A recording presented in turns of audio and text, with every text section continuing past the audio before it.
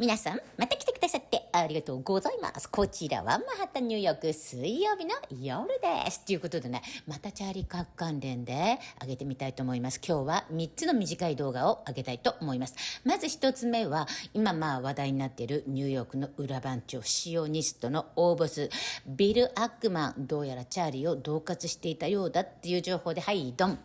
8月の4日、5日とビル・アックマンにチャーリーがハンプトン、大金持ちが住んでるところで有名なんですけど、ハンプトンに呼ばれたんですね。それはチャーリーがやってる TPUSA、インフルエンサーの会合という体の、実はユダヤ人ばっかりを集めてチャーリーをフルボッコにする会、みたいなものだったらしくって、翌日の6日、よっぽど納得がいかなかったのか、それに対してミーガンのショーで意見したチャーリーってことで、このビル・アックマンについて、これまた大人気のド保守のニック・フエンテスさんのコメントを載っけます。そして2番目は調査系ジャーナリスト、ものすごい知識と記憶力の女性、ウィットニー・ウェブ氏の今回のことにおけるもうちょっと俯瞰的な見方の動画。そして3つ目は私が懸念していたそのものズバリを言ってらした動画があったので載っけてみたいと思います。私はね、こういうことがあると絶対裏でなんか別の法案通ってるんじゃないのって思うんですよ。でその通りだったんですね。日本でもあると思うんですけど。ということで見てください。どうぞ。What about Bill Ackman?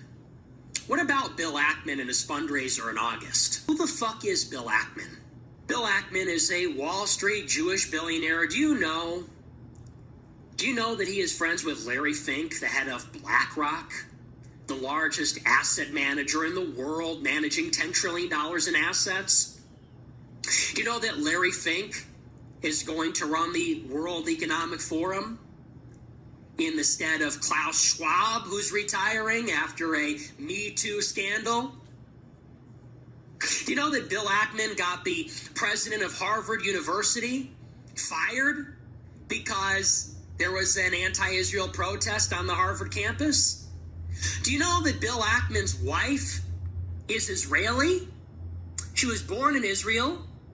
And not only that, but she received money from none other than Jeffrey Epstein. And after October 7th, Bill Ackman shifted to the right. He put $1 million behind Trump and became very active in Republican politics, even though he's a lifelong Democrat. Bill Ackman hosted the convention on August 4th or 5th of Turning Point Influencers after Netanyahu offered to give him all this money. And he refused. Bill Ackman hosted an event at his home where Israeli mouthpieces like Seth Dillon, a Jew, and Josh Hammer, a Jew Israeli mouthpiece working for Ben Shapiro in a previous job listing. Charlie Kirk refused to listen. He was offered a trip to Israel. He refused. When the FBI could not locate the alleged gunman on Wednesday, do you know who stepped up and offered a $1 million reward for information leading to the arrest of Charlie Kirk's assassin? Bill Ackman. And just who do you think that $1 million will be paid out to? It looks like it will be paid out to the alleged killer's father. In this interview, she explains how governments and big tech work together to control narratives and limit what we can say. I think in the U.S., they've done a much better job of that than in the U.K., where, the Trump campaign created the perception they were going to be so radically different, not just from Biden, but from Trump's first term, right? In terms of transparency and all these major changes. Can you give me just what are the top ones people should know about? A lot of it will have to do with economics. A lot's going to have to do with energy. A lot's going to do with having to do with the border. We're going to immediately strengthen up the border and do a real job. And some of the basics. They picked a lot of people who Trump's base trusted. From, the years prior, like Dan Bongino, a podcaster who was like, release the files, being put in as a deputy FBI guy, and Kash Patel, release the files, being put in as head of the FBI, but then they turn around once they're in power and are like, trust us, there's nothing to see here. And I think they thought because those guys had cultivated so much trust with Trump's base, they would believe them, and that would be that. It does feel like it will be washed over.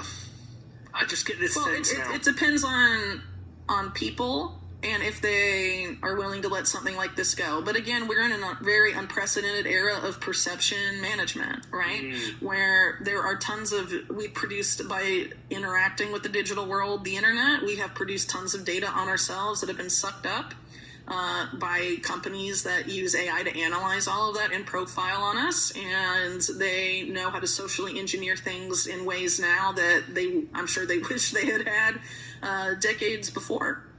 And, where do people go to get their news? Well, it's on all these platforms that big tech, controls. And big tech, whether it's Google, whether it's Palantir, whether it's Microsoft or LinkedIn. I mean, Epstein was friends with all those executives. Amazon, Jeff Bezos and Ghislaine Maxwell were reportedly very, very cozy. As Whitney Webb points out that this crackdown on free speech isn't just about safety.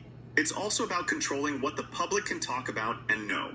As she mentions, when governments and big tech define the boundaries of acceptable discussion, it threatens open debate and democracy. After conservative activist Charlie Kirk was assassinated, employees across major industries were fired or disciplined for online posts deemed inappropriate or offensive, especially those criticizing Kirk or his death. Another instance where institutions move to silence voices challenging mainstream narratives, especially during high-profile controversies. Webb's analysis shows how speech that questions power structures is increasingly targeted, even within legacy media.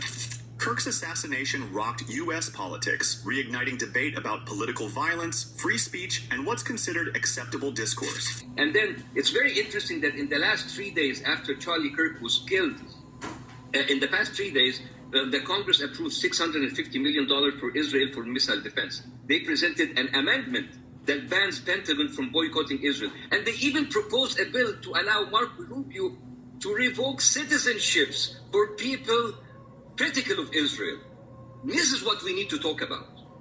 This is what we need to talk about. This is words. Yeah, it could be terrible, offensive words, but when you turn words into destroying people's careers, revoking people's citizenship because they talk about a foreign country, this is the real problem. This is the real problem with freedom of speech.